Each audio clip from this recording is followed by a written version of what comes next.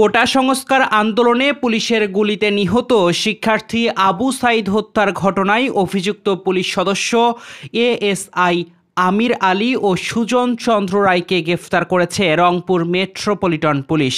পরে তাদের রংপুর জেলা পিবিআইয়ের কাছে হস্তান্তর করা হয়েছে।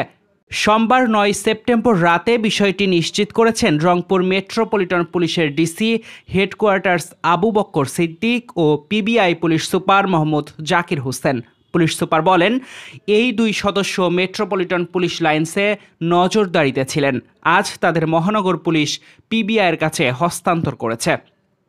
এর আগে গত ৩ আগস্ট এই দুই পুলিশ সদস্য এএসআই আমির আলী ও কনস্টেবল সুজন চন্দ্র রায়কে বরখাস্ত করা হয়েছিল। দর্শক, এ ছিল আমাদের কাছে এখনকার মতো সর্বশেষ। পরবর্তী সংবাদ পেতে চোখ রাখুন আমাদের নিউজ টিভি বাংলার ফেসবুক পেজ এবং ইউটিউব চ্যানেলে। এতক্ষণ আমাদের সাথে থাকার জন্য ধন্যবাদ সবাইকে।